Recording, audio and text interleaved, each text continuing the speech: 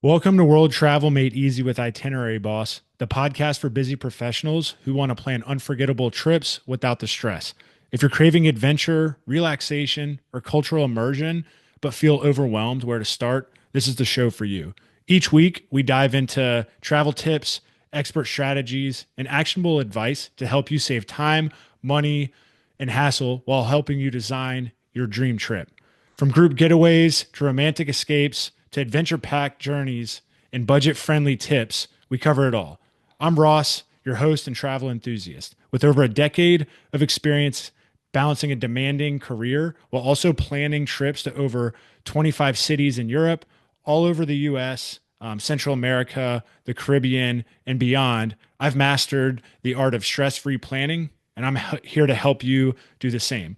If you love what you hear, don't forget to follow the show, leave us a review, as well as share it with a fellow traveler. I want to make your next adventure the easiest and most memorable yet. Now, on with the show. Welcome back to another episode of World Travel Made Easy with Itinerary Boss. I'm excited to have Harrison Pierce on this week.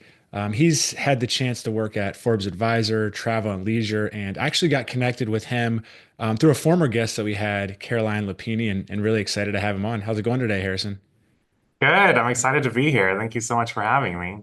Yeah, yeah. Thanks for joining. And I don't like to sell you short, so I would love to just hear a little bit more about your background, where you're from, where you're located now, and everything. Yeah, for sure. So I am originally from North Carolina. I'm born and raised outside of Charlotte, but my parents live on the other side of the state now in Wilmington. But I have been traveling full time since July of 2021. So my story is a little bit unconventional, I guess you could say, for an unconventional lifestyle. So I graduated from college in May of 2020, which was, as we know, the beginning of the COVID pandemic. So that was an interesting time to get your start out into the real world. And ended up staying in North Carolina for an additional year. My original plan was to do a gap year in Thailand, but since everything was shut down, I wasn't able to do that. So then in July of 2021, stuff was starting to open back up again, and I just took the leap. I sold everything I owned and bought a one-way ticket to Italy with my cat, and I've been traveling ever since. And a couple months after I started traveling, I started writing. And then I've been writing ever since, and it's kind of grown into what it is today. So I feel very fortunate that I'm living this kind of lifestyle.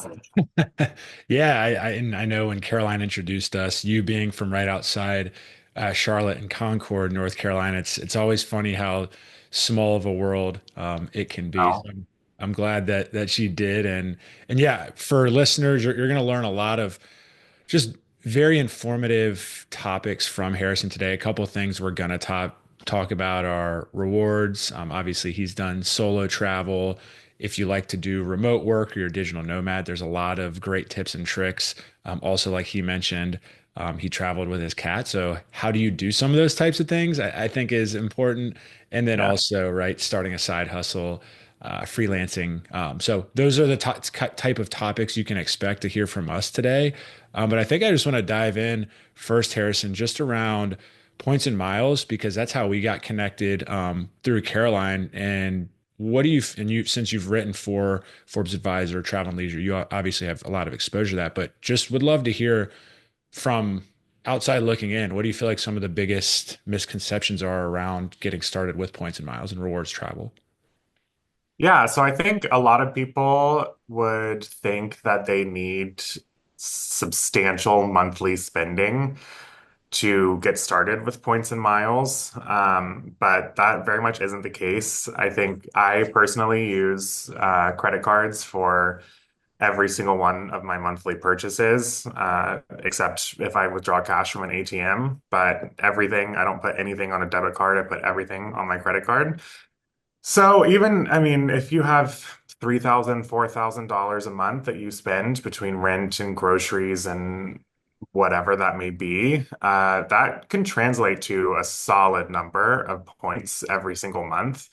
if you're using a card that earns 2 points or 2 miles per dollar on every purchase, that's $3,000 to $4,000 a month. That's 6,000 to 8,000 points a month. And there are plenty of cards that offer like substantially more than 2 miles per dollar. So I think that's a really big misconception that like you need to be rich or you need to have these crazy expenses every month to be able to accumulate miles when that really isn't the case. And then on the flip side of that, once you have the miles, I think there's a misconception that the miles are difficult to redeem. Uh, you don't have to be a points and miles expert to redeem your miles. I think a lot of it comes with trial and error. I mean, I know I did some really wacky redemptions when I first got started, but I always say that any redemption is a good redemption if it allows you to travel. So you don't necessarily have to be super focused right at first on maximizing your points and miles and stretching them absolutely as far as they can go. If you're just redeeming them through a credit card travel portal for 1 cent per point, if that lets you see the world and lets you accomplish your travel goals, like I still think that's a really great redemption. So it doesn't have to be super complex with transfer partners and travel hacking and all this stuff. And I think also on the credit cards line of things, I think a misconception is that if you have a co-branded credit card, that means you are like required to stay loyal to, a hotel or airline. And that's also not the case. I think there's a lot of value in co-branded cards. I personally have two different airline credit cards because I just fly with a couple different airlines pretty regularly. So the benefits make sense for the annual fee. Um, yeah, so I think there can be a lot more diversity there than people realize. Yeah, a lot of great points there. And I think that that is probably the biggest question I get on the front end as well. If I'm not spending a lot, why would I open that up? Or what's maybe the best one to open? And it's always, just start small. It doesn't have to be, hey, I'm going to use a 30% transfer bonus with this alliance. It can Mhm. be maybe if you're just flying it, if your hub is like for Charlotte or American, just get started with even just opening up a AA Advantage. It doesn't even have to be the credit card. It can just be signing up for the rewards program and getting your feet wet there. And then if you're starting small, I mean, that's how I got started was I was traveling for business and just picking where I was flying out of in hotels, just starting there, starting to learn, oh, these can then pay for free nights. Yeah, you got to stay a lot, but then you kind of learn the ropes there. And then it is just getting started. And a big question I get asked too is how do you maximize, right? If I don't want to have, because not everyone is going to be a points and miles expert. Not everyone wants to have, right? Like 10 different credit cards with the best tools. Like if I want to have one or two, right? How do I maximize those spends? And you brought up a great point is find maybe one that has two times the points on everything. Or if you do a lot of grocery shopping and you're a family, right? Find one. Maybe it's the Amex that has four times right on grocery shopping. If it's travel, right, there's different cards that have 3x, right, those points. And then when you do it through the portal, if that's the route you want to go, you can get 5 to 10x those points. So sometimes it's just kind of figuring out what, and it's starting always with like what's important to you and yourself, and how can you maximize those. So no, great points there. Yeah. Yeah, no, And I then completely agree. Yeah.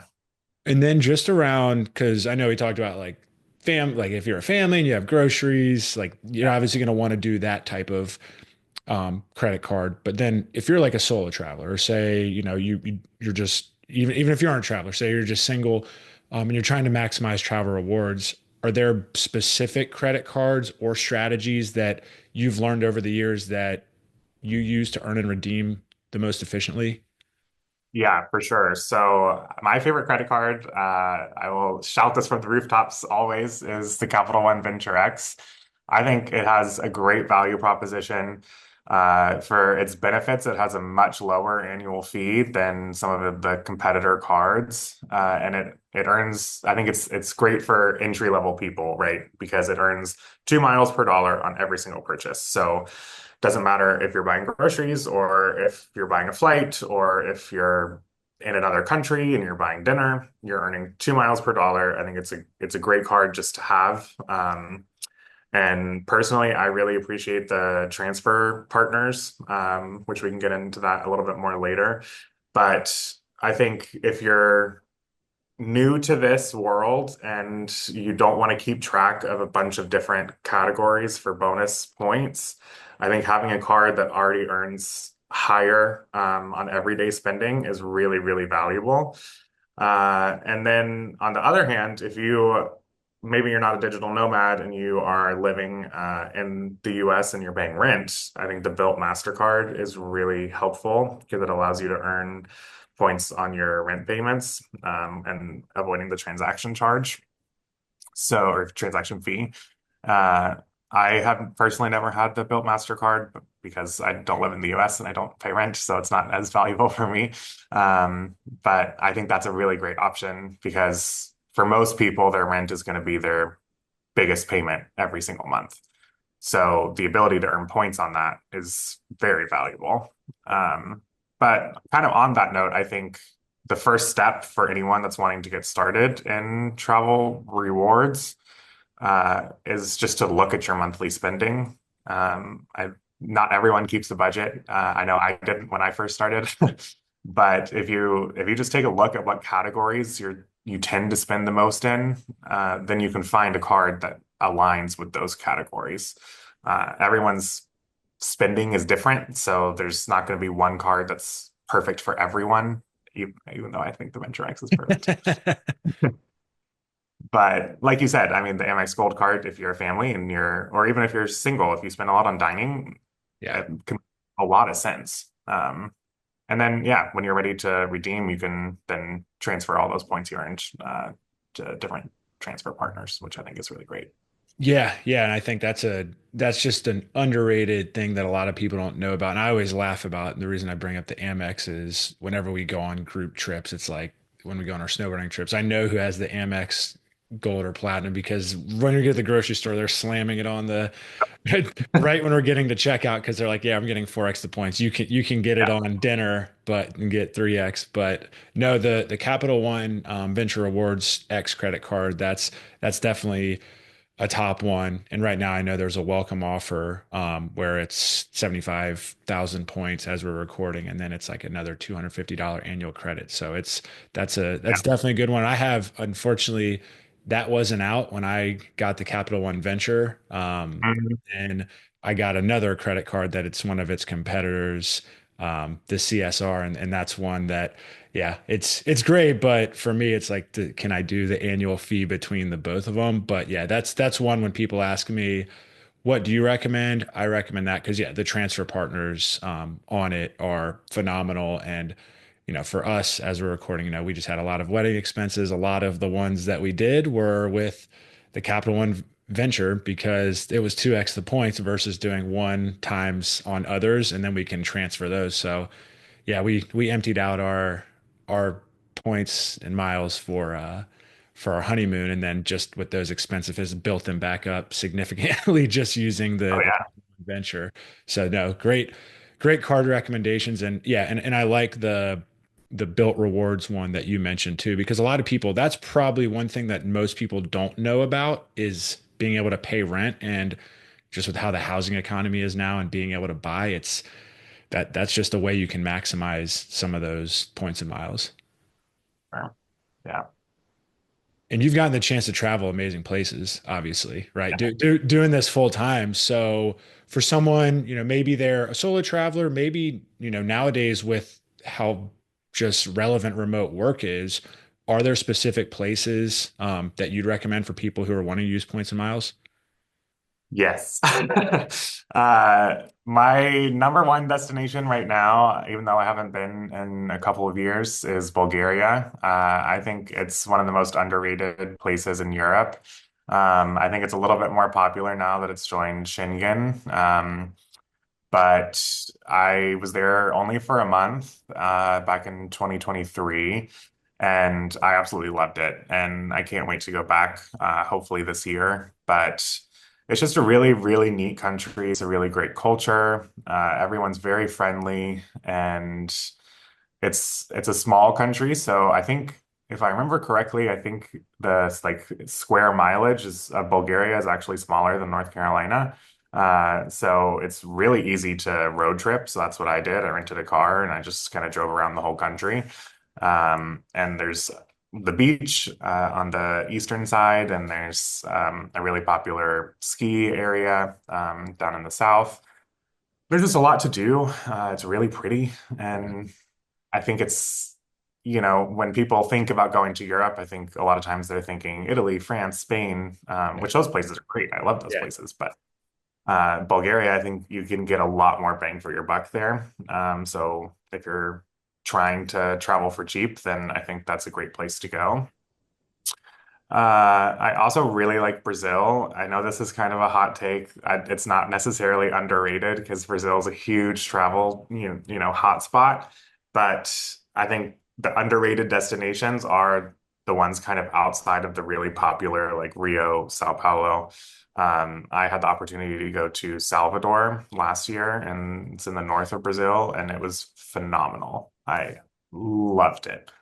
I think it's a great place for solo travelers. There's a ton to do. There's the beach. It's a really up and coming destination. They've put a lot of work into the city over the past few years to make it safer for solo travelers. So I think that's a really great option. Um, Also, Athens in Greece, I think, is a really great place because I think Greece tends to be when travelers go there, they're always going to the islands, right? Mhm. So I think people tend to overlook Athens. And I had an absolutely amazing time. I loved Athens. I think it was a great place to work from. So if you're a digital nomad, I think that could be a really great place to start. There's a ton of cafes that let you bring laptops. And again, that's a really great value. And then last, I would have to say Singapore. I haven't done a ton of exploring in Asia yet, which I really, really want to, but I think Singapore compared to, some other Southeast Asian countries like Thailand or Vietnam for digital nomads or solo travelers in general, I think Singapore doesn't get enough press. I went there a few months ago using points and miles, and I had a great time. The food was fantastic. It's a really interesting mix of cultures. And there's a bunch of hotels. So I stayed at a Marriott Bonvoy property and used points for my hotel. And this was on a stopover I was flying from Melbourne, Australia, back to Istanbul, Turkey. And when you redeem miles for your flight on Singapore Airlines, you are able to add a stopover in Singapore for no additional charge. So essentially, in my mind, that was like a free trip Yeah. to Singapore. So I think that can be a really awesome option as well. Yeah, no, all those places. I mean, I think that's one misconception too, is a lot of people who have not traveled a ton, who are remote workers, they are wanting to solo travel. They first look at the time difference and they're like, oh, I don't know. But I think it's just figuring out, okay, what does your personal schedule look like? And if you can work at the different hours, that's number one. But then a lot of those places, right, are going to have good Wi-Fi, like you mentioned, a lot of different cafes, and people who haven't done it a lot of times just don't know that. So a lot of really valuable information. A lot of people probably are also wondering, who aren't in the points and miles space, what is a stopover, and this is something like over the past few years I've learned about, and now I'm like, okay, if I'm going somewhere, how can we potentially strategically align that and stay somewhere? So can you kind of explain what that is? And I know you gave the example, so yeah, that was helpful. Yeah, for sure. So stopovers are really cool. I think they're, again, like you said, a super underrated and underdiscovered thing. So different airlines will offer them, some will, some won't. And it essentially allows you to book a trip using your points or miles from point A to point B. But instead of having a layover in a city, it allows you to add what it's called a stopover. So for example, when I did this, I was flying from Melbourne to Istanbul, and instead of just having a layover 2 or 3 hours at the airport, you could add a stopover in Singapore. I believe it was for a week, up to a week. So I did it for 3 or 4 days. And it, so you would take the same flight that you would take if you had the layover, but you just push it back a couple of days, right? So I was still flying at the same time on the Singapore to Istanbul flight, but I just had a few days to explore Singapore, and there was no upcharge for that. So normally, if you wanted to schedule this on yourself and the airline didn't offer a stopover, you would have to book a flight from Melbourne to Singapore and then book a separate flight from Singapore to Istanbul, which then you're paying for two flights. So that ends up being very expensive. Yeah. But this allows you just to enjoy the city. And it's a really great tourism effort to draw people in to the country rather than just having them transit through. And I know most of the time, if an airline offers this, it's in their like hub city. So this was Singapore Airlines, so they offered it for Singapore. I know Panama, Copa Airlines offers it for Panama, because that's where they're headquartered, I believe. And there's a bunch of different airlines that offer it. So it's definitely worth looking into if you're kind of going on a long haul trip. Yeah, no, very helpful. I appreciate you diving into that. And if you are looking to do that, I would also say, when you're looking at which airlines do it, figure out which destination's a great tip for. It's most likely going to be that airline hub for the city. But also look at for that country or that airline, how long specifically can you do the stopover? Because those might vary, and you don't want to just have take one as, yeah, I can do it for a week, and one's like 2 3 days. So always just double check that. But just another great strategic way, if you are traveling, you do have more time and you want to save some money, just another way to maximize just everything overall. So super helpful. Question before I go more into like working remote and that type of stuff. Bulgaria, because I like you mentioned, it's a less known, underrated country. Like when you were in Europe, how did you get there? Where do you fly in? For people who may not be familiar with it, kind of what's it near? Are there other surrounding countries that you can visit and all that?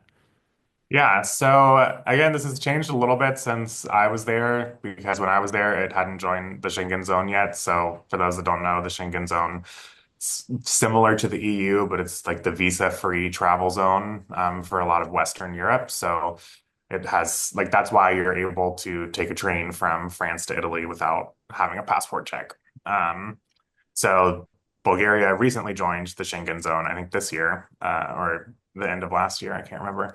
But when I was there, they were not in the Schengen zone. So that's kind of why I ended up there, because as a US traveler that doesn't have a visa, you're allowed to be in the Schengen zone for 90 days out of 180 days, like a rolling period. So I was already in Europe in the Schengen zone for close to 90 days and I didn't want to leave. So I needed to get out of the zone, but I wanted to stay on the continent.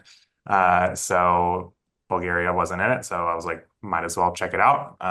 There's nowhere on earth that I don't want to go. I think everywhere is worth visiting at least once. So that was kind of the inspiration for going. So I flew into Sofia, which is the capital, and I was based there for the month. And I don't know necessarily that I would recommend travelers to spend substantial time in Sofia. I didn't, out of all of the cities, out of all that Bulgaria has to offer, it has obviously the biggest airport, but outside of that, I think there's less to do. It's still really pretty. It's worth spending a couple days in, but a month, I'm not so sure. Um, and yeah, so I road tripped around the country. So in the south, there's Bansko, which is really popular for the Bansko Nomad Fest that happens every year, which I haven't been able to go to, but I do know people who have went and had a really great time. And then if you go east, there's the Black Sea. So there's some really, really pretty beaches on the Black Sea that are definitely worth checking out. Beautiful sunsets, just amazing opportunities there. And it's conveniently like situated. So I went to Bulgaria. I can't remember where I was before, but I stopped in Bulgaria for the month before going to Greece. So I was in the flight from Sofia to Athens was super short. So it's a really easy like place to get to. I think I was in Vienna in Okay. Austria before. So there's a bunch of like really short flights to get all around. So definitely worth checking out if you have an opportunity. Yeah, that's helpful. And I think one misconception too is when you're over in Europe, like it's so easy to get to different places just Mhm. on easy flights. Usually, if you're even if you're not paying with points and miles, if it's just cash, a lot of the times they're pretty inexpensive in comparison to if you're flying in the States to go from North Carolina to Ohio or Baltimore is like $300-400 sometimes. So there, just depending on which flight you're going, how much baggage. I mean, usually you can find stuff that's 100 or less, sometimes a little bit more, Easy. but yeah. So it's so Yeah. it's definitely a misconception. Yeah. So like I said earlier, I travel with my cat. And there have been times where her plane ticket costs more than mine. That's So you can definitely get some really cheap flights in Europe. Even, and I travel with a suitcase, like a checked bag. So okay. even with the checked bag, I've gotten flights for $75, which is amazing. Yeah, seriously. So I want to get into remote work because I know that's something you specialize in. We were talking. I learned so much from you just on some of there's some different strategies, but I think just understanding, um, just want to dive more into for people who are working remote, like what are some best ways to travel more? Obviously, internet speed, quality of life, living. You've mentioned a couple different places that are very important. But if someone hasn't done it or they've maybe done it once and they want to test it out, like what advice would you have for them? I know this is kind of a three-pronged question, but you can speak to it very well. And then also for animals and your cat, like talk us through some of that. So I know I laid a lot on you there, but would love to hear more. Yeah, for sure. So I think my best advice in general is like just do it. I think it's super easy to come up with a bunch of obstacles as to why you can't do something, and I think that extends really for anything. For me, I just I just did it. I had no plan. That's not going to be for everyone. But for me, I kind of thrive when I just force myself into something and then figure out how to do it along the way. So that worked really well for me. But for people who want to get their feet wet, that might not be ready to take like a full, complete life change. I think you can start working remotely and traveling in little baby steps, right? You can go to a different city in your same state and spend a weekend or a week and work remotely from like cafes and just see how that feels. Or you can go abroad for a month, but you keep your house or your apartment back where you're normally living. So it doesn't have to be all or nothing. I know even when I started and I took the leap, I sold most of the things that I owned. Before leaving, like the big furniture pieces, but I kept a lot of my really expensive, like nice kitchen items that I invested in. And because I wanted the option, like, okay, if I start traveling and I hate this and I want to move home, I don't want to start completely from scratch. And I think that peace of mind was really nice knowing, hey, I mean, I might not have a couch, but at least I have my pots and pans and my Keurig and, I have all of that in storage at my parents' house. So if this doesn't work out, like I'm not starting from zero. And then I think it's important to remember that everyone is on their own journey. I mean, I have a lot of digital nomad friends. Like you meet a lot of people in this lifestyle, and the world is a lot smaller than you think it is. So, you know, people that I've met, I realized have known other people that I've met, and I have no idea how that happened. And it's easy to compare yourself to others, but everyone has a really different way of doing this lifestyle. So, for instance, I know people who they will not spend more than a week or two in a city and they're constantly moving to the next place. That doesn't work for me. That would exhaust me. I would not have a good time doing that. So I tend to spend like 3 or 4 months in a place, and then move on to the next destination because I really value routine and I like setting up shop in a new country, or a new city. And I just think that lets you get to know the place a little bit better. So I think it's great to take inspiration from other nomads but at the end of the day, like this is your life, this is your journey, and what works for somebody else isn't going to work for you. Right.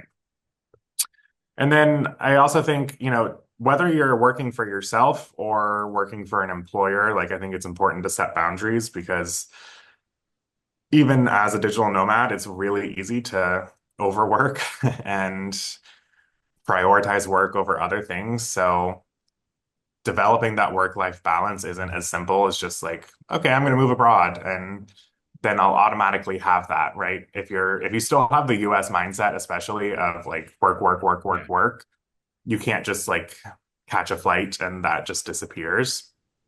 So I think it's important, even if you're in a different time zone, like if you do have the flexibility of working on whatever time zone you're in, I think setting up those boundaries is really important.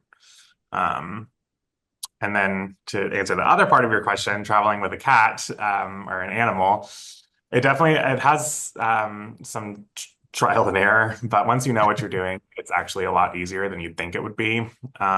So if you're in the US, I think that would be super simple because most of the time for most states, besides like Hawaii and Alaska, you don't even need paperwork to fly with an animal. You can just catch a flight and pay the fee.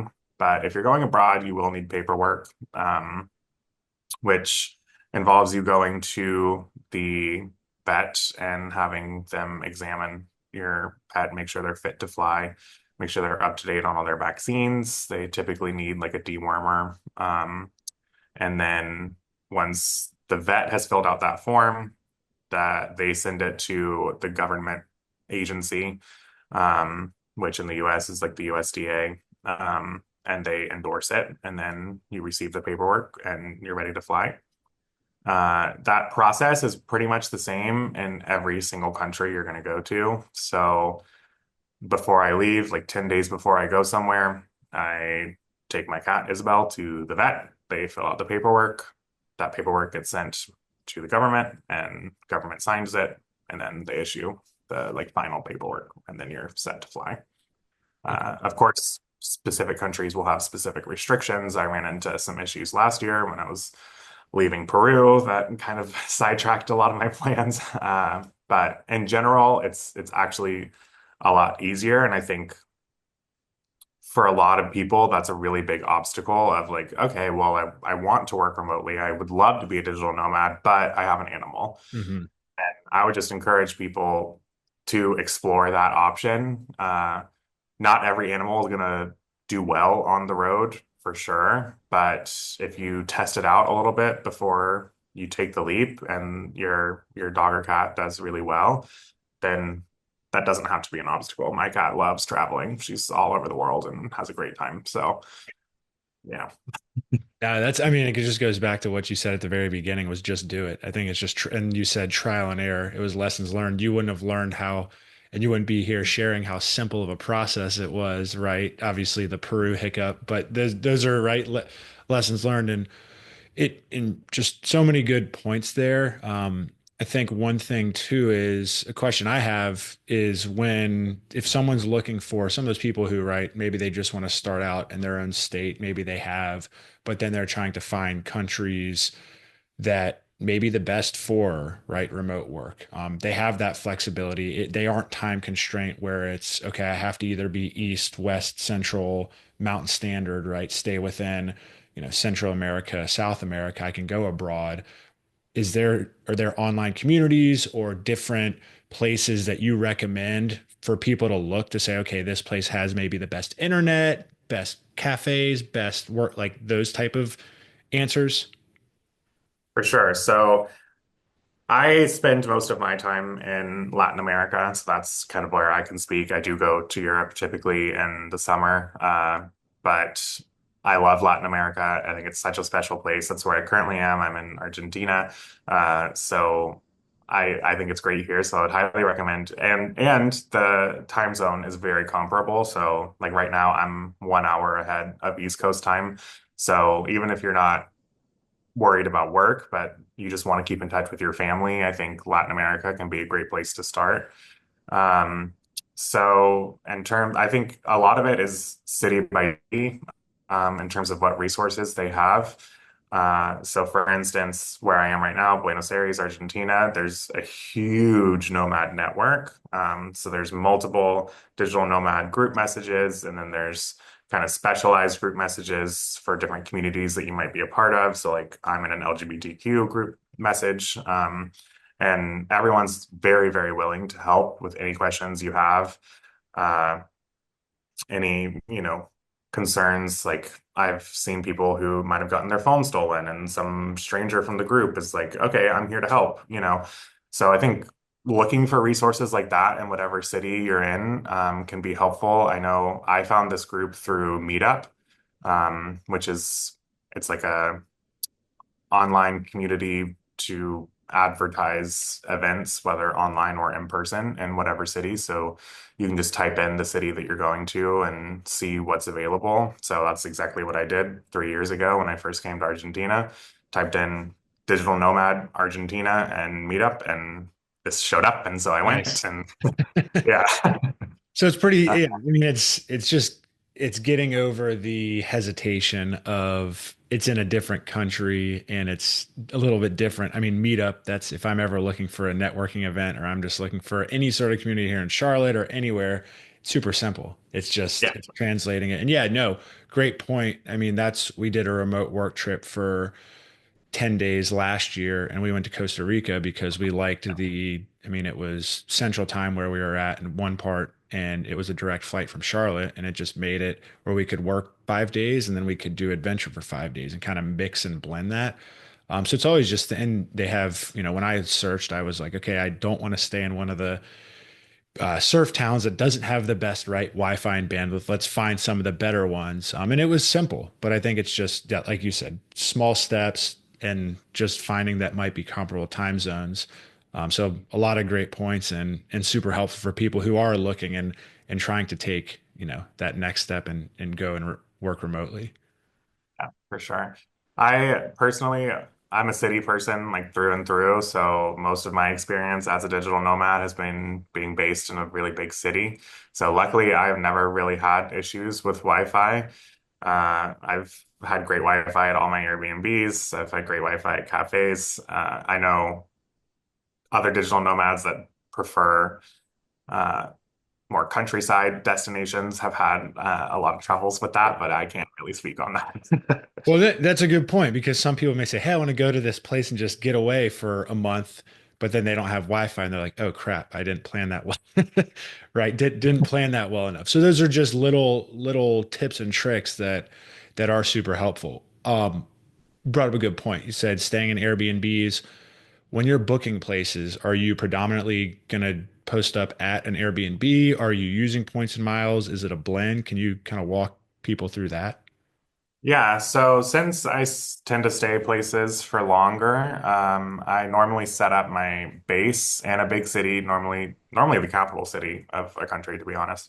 And I always stay in Airbnbs. So I'm not using points for that, but I am earning points on all of those purchases because I have a cat. It's hard to stay at hotels with animals, and I like to cook, and that helps me save money, not having to eat out every meal.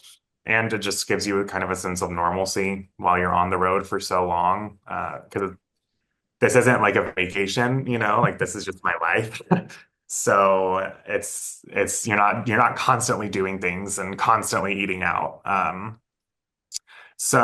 But when I do go on vacation, then that's when I'm using my points and miles, right? So I'm booking hotels with my points. I'm transferring points to airline partners, or even, on that note, going from city to city, right? So I'm moving in a couple of months from Argentina to Ecuador.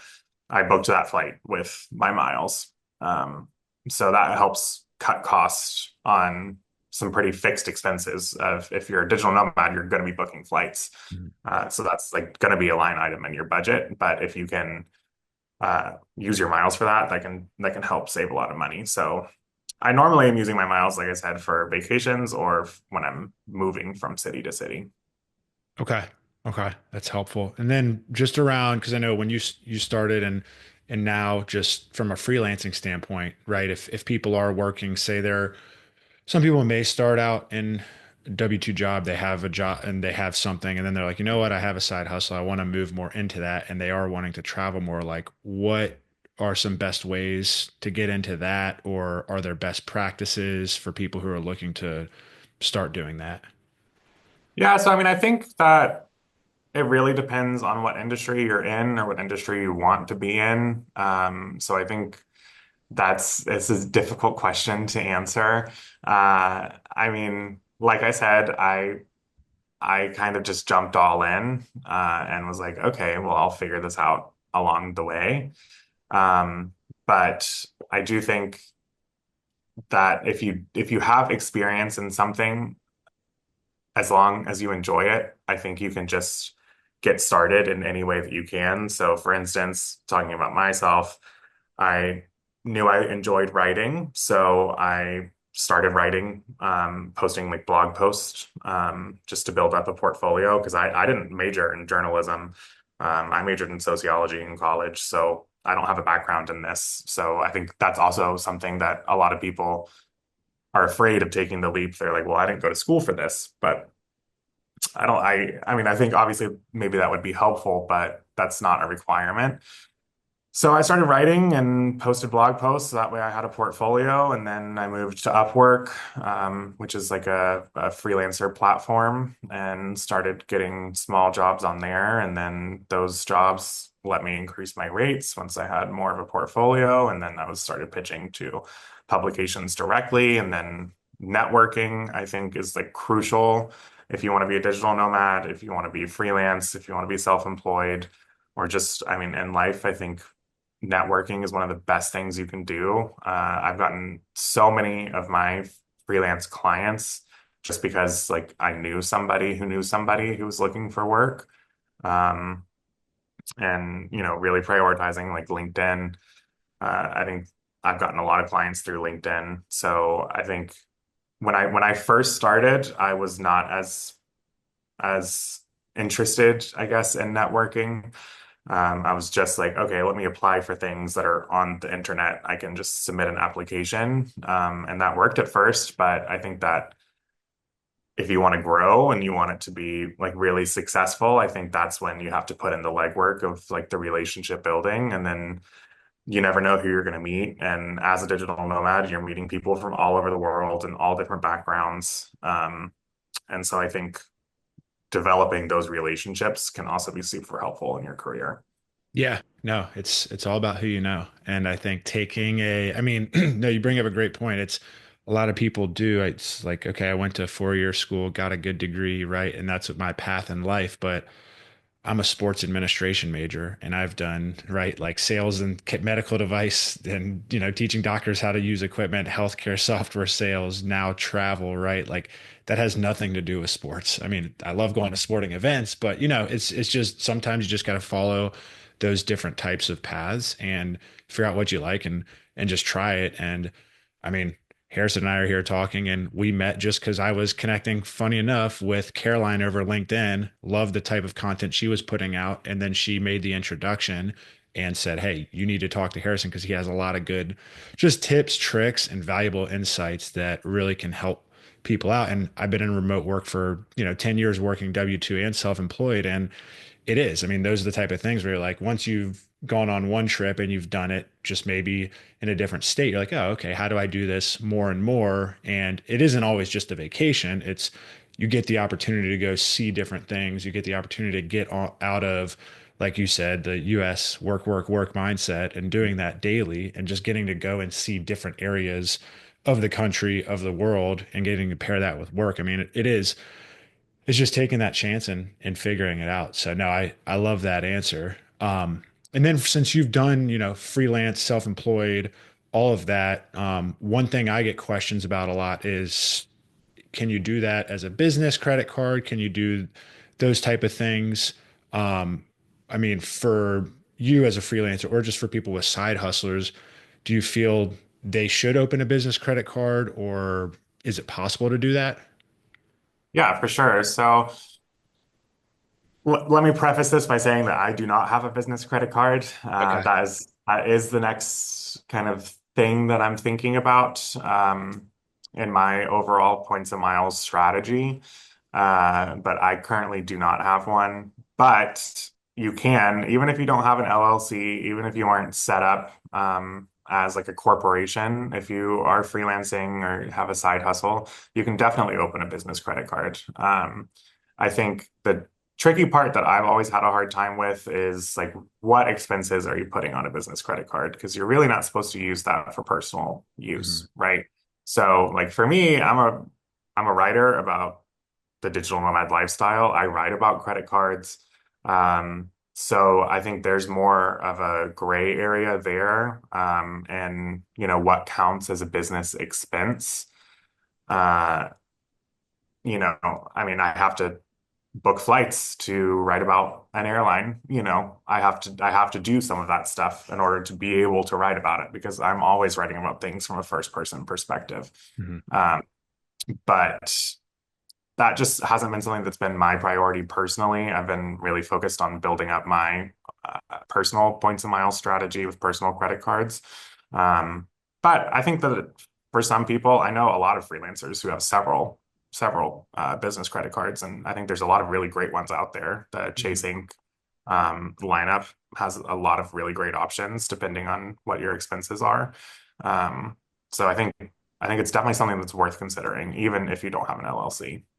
Yeah, no, great point and great answer. Yeah, it is one thing that the misconception is you have to have an LLC, you have to have this big company, and a lot of the times it's just no. If you have like a business side hustle, depending on what your goals are and how much you are spending, the one you mentioned, I have two of those and for two separate businesses, and yeah, the welcome offer is great. I mean, being able to Yeah. take that and use that as a transfer bonus for flights, different things like that. And if you have an online business, you're running ads, you're spending, you have different employees, you have a website, you have software that you're using to run your business, like those are business expenses. And I think a lot of the times people mistake it as you have to have this massive business that, but if Mhm. you are spending, that's a great way sometimes. If you are trying to earn points and miles, you do have a threshold that you're meeting some of those welcome offers, or you do, right? There are intro periods with no interest. I mean, that's definitely a best way to use those strategically. So, yeah, it always comes down to right personal preference, how much you're spending, those type of things. And a lot of those overhead things with the business credit card, you'll often get statement credits as well for Mhm. some software, that you can sign up for. So that can also be a great way to cut costs if you're looking to do that. Yeah. And then if you want to pair it with Rakuten and cash back and all the fun stuff, there's definitely ways to maximize that. So no, all good points, Harrison. Really appreciate you coming on. I always like to ask one last question for my guest, but what are you most excited for in 2025? That is a great question. Funnily enough, I'm actually really excited about going back to the US this year.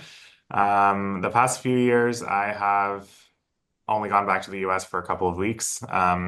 This year, I'm going to spend a little bit longer. I have two friends of like my childhood friends that are both getting married. Um, Funnily enough, in the same month, which really worked out for me and my travel plans. So I'm excited to do that. I think I've been traveling for almost 4 years now. So the opportunity to relax for a little bit and be with my parents, be with my family, see my friends. I'm really excited for that, actually. Yeah, I mean, you're coming out of North Carolina in the summer. The Yeah, weather's gonna be good. You have the yeah, beach, the lake, everything in between. That's awesome. yeah. So I can't wait. Nice, man. Well, awesome. Well, where can anything, whether it's writing articles, any social media, anywhere you want listeners to go find you and connect with you on? Yeah, so I am on Instagram. My handle is my name at Harrison_Pierce. And then I also have a Substack that I just launched recently that I send out newsletters about my travels, about points and miles, all sorts of things. A lot of the stuff that we talked about in this podcast I cover on my newsletter. And that's harrisonjpierce dot substack.com. Perfect. And listeners, we will make sure to include those links in there for you within the show notes. That way it's easy to go in and click. And if you are interested in everything we talked about, that way you can get all the expert tips and tricks from Harrison because he's done it, like he said, he's made some of the mistakes and you want to learn from those lessons from him so you don't have to. And what a better way to do it from an expert like himself. Well, Harrison, I really appreciate you coming on. This was super valuable for me. Yeah, thank you so much for having me. This was really fun. Yeah, yeah, of course. And listeners, if you're a first time listener, make sure you hit the follow or subscribe button. That way you get every episode that we put out weekly. We have a solo tutorial episode every Tuesday, expert interviews every Wednesday, like the one with Harrison today. And make sure you share with a family or friend who wants to learn more about travel. That way they can start to travel more. And tune in next week to our next episode.